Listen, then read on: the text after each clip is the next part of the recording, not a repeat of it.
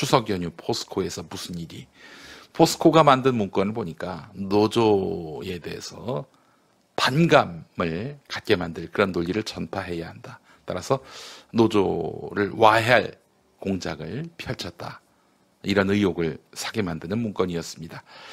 노조는 회사가 노조 파괴 문건을 작성했다고 밝혔는데 경영진의 지시 내용이 담긴 노트가 공개됐습니다. 사쪽은 파괴 문건은 아니고 노무협력실의 일상적인 활동이었는데 일부 직원이 난입해서 자료를 탈취했다.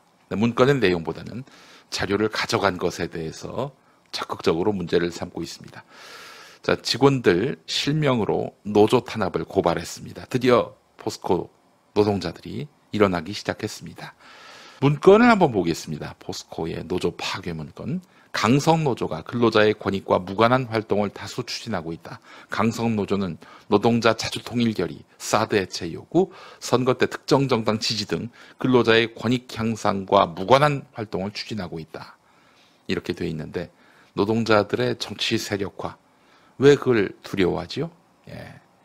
이게 실제 있었던 일인지 그냥 지어낸 얘기인지 노조에 대한 막연한 반감의 표시인지 이건 알 수 없지만은 여하간 이런 것 자체로 보자면은 노조의 활동을 사측이 그 범위를 설정하는 셈이 되는 건데 아니 그걸 왜 사측이 결정하죠? 자, 또 보겠습니다. 땡땡당 정치 후원금 지원, 해고 직원 복직 등에 대한 의견이 올라오고 있다. 정치권에 휘둘리는 회사를 바로 세운다는 명분으로 직원을 선동하며 노조 설립에 특정 정당이 개입하는 것은 적절치 않다. 아니 정치권이 나서지 않으면 어떻게 이 노동자 문제가 해결됩니까? 사측이 적극적으로 대화에 나서는 것도 아니고 교섭에 나서는 것도 아니고요. 정치권 동원해야죠. 아니 정치가 그런 거 하라고 있는 거 아닙니까? 노조 쪽이 현장에서 확보한 노사문화그룹 직원의 노트에는 우리가 만든 논리, 그러니까 새로운 노조에 대한 반감을 조성하는 논리에 대한 전파를 양제철소의 행정부소장 또는 제철소장의 미션으로 줘서 시범부서를 선정해 조직화하고 일반 직원에게 전달되는지 여부를 확인하라. 그러니까 시범적으로 몇몇 부서에서 노조 파괴 논리를 현장에서 적용해서 이게 먹히는지 살펴보라 이런 얘기인데 제철소장 정도면은 뭐 거의 부사장급 될 겁니다. 근데 이 사람들에게 미션으로 준다. 그래서 노조가 파괴되면 그걸 성과로 인정한다 이런 거 아니겠습니까? 네, 변태섭님, 어떤 회사는 노조위원장을 사측에서 맡아서 애초부터 노조를 유야무야시키는 회사도 있던데요. 이게 바로 어용노조 아니겠습니까? 네. 헌법에 보장된 정치 참여 행위를 방해하는 행태다. 도도쭈님 이렇게 말씀하셨고요. 김수영님, 포스코 보수 정권의 장난감 이렇게 표현해도 될까요? 안타깝네요. 라고 하셨고요. 진나무님, 정치는 그러라고 있는 것이다. 여기에 동의를 표하셨어요. 총선 1년 남았습니다. 제발 친일 척결합시다. 지긋지긋한 버러지라고 하신 것 같아요. 모든 원흉은 이명박이네. 그렇죠. 포스코가 망가지기 시작한 때도 바로 이명박 때부터였습니다. 이런 이명박이 현실에 대해서 뭐 이래라 저래라 북한 가서 환대받은 것은 엄청난 빚으로 돌아올 것이다라는 헛소리를 늘어놓고 이명박 씨밥 새끼 잘 드시고 계시죠? 예, 식사 잘 챙겨 드시는지 궁금해서 여쭤봤습니다. 추혜선 정의당 의원이 포스코가 노조 와해 공작한 그 문건을 공개를 해버렸어요. 이것도 굉장히 중요한 뉴스였는데 주목을 받지 못했죠. 최고위층이 지시해서 노조 무력화 대책을 마련했고요. 포스코의 답은 건전한 노사문화 정착 방안을 마련하려 했던 것이다. 건전한 노사문화라고 하는 건 뭘까요? 그러니까 노조가 없는 상태에서 내 말을 사측의 말을 고분고분 잘 듣는 그 노동자 문화 싸우지 않는 이게 이제 건전한 노사 문화죠. 이런 식으로 반박했다는 것 자체가 했네 했어. 다시 포스코가 어떤 회사예요? 역대 민주정권 빼고 마치 그 정권 권력자들의 호주머니 돈을 쓰는 것 같은 사실 원어가 없다 보니 우리 민족의 피값으로 만들어진 회사죠.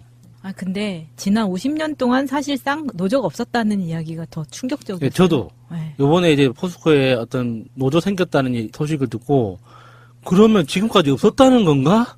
난 그게 더 충격이었어요. 그렇게 큰 회사에.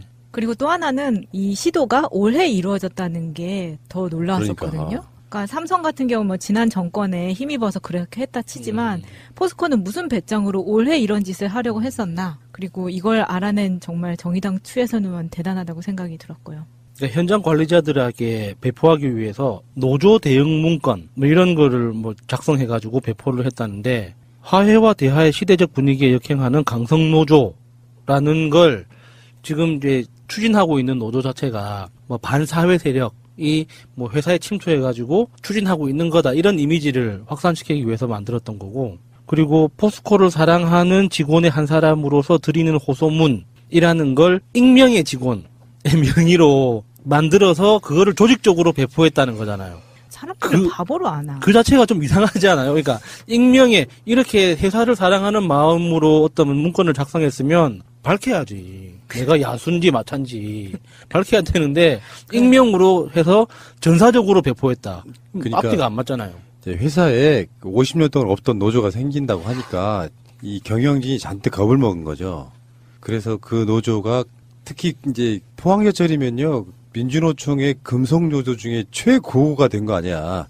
보통 우리가 금속노조 그러면 자동차 뭐 이런 정도였는데 포철이 들어왔어. 금속노조에. 그러면 진짜 그 최고지. 자체가 최고야. 스틸? 네.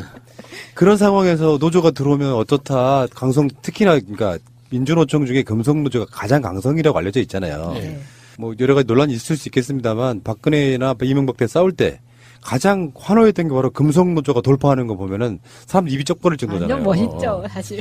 그런 식의 강성 이미지가 포천에 생기면 대외적으로 이미지가 나빠지는 이런 개소리를 하고 있는 거고요. 애초에 어떤 그런 마인드 갖고 있던 사람들이 누구 말처럼 대통령만 바뀌었을 뿐이라는 표현이 포철은 아직도 이 경영진 내에는 그런 식으로 이명박근혜 시대의 어떤 마인드 그런 사람들이 되게 많이 있다는 걸 증빙하는 것 같고 코미디죠. 무명의 어떤 이름 알려지지 않은 그것은 사실상 경영진이 썼을 것으로 예상되는 포철에 노조가 생기면 포스코에 노조가 생기면 이러이러한 부작용이 우려가 되는데 지금까지 우리가 쌓아올린 이미지가 어떻고 얼마나 고생을 했는데 노조로 인해서 그 이미지가 다 나빠질까 두렵다 뭐 이런 식의 내용이 들어있었겠죠. 에이 새끼들. 작전 실패. 실패했으면 얼마나 좋을까요? 이렇게 드러난 이상 같은 방법은 못 쓰지 않나요? 예. 아니 그런 것보다 그런 것들이 먹히는 게 문제죠. 노조의 부정적인 이미지, 저는 노조의 부정적인 이미지는 노조도 한몫하는 부분도 있다고 봅니다. 네. 그 곽승원 노무사가 이야기한 쌍용차와 문재인 대통령, 마인드라, 민주노총 뭐 관련된 이야기에 보면 그런 얘기가 나오는데 너무 센 것도 문제는 문제입니다. 근데 이제 전체적으로 봤을 때 우리가 이렇게 일부만을 차용하지 말라고 하는 것처럼 민주노총 등의 노조가 사실상 필요한 시대가 됐고요. 그게 대정부 투쟁하라고 만드는 그런 느낌보다 노동자들이 사용자와 똑같은 동등한 힘을 가지고 협상할 수 있을 정도 노사정이 필요 없는 노사만 필요한 정은 사실 필요 없어도 되는 그런 시대를 만들고 싶어 하는 건 문재인 대통령의 뜻이기도 해요. 뭐 그 부분에 약간 다르게 봐야 되겠죠. 네.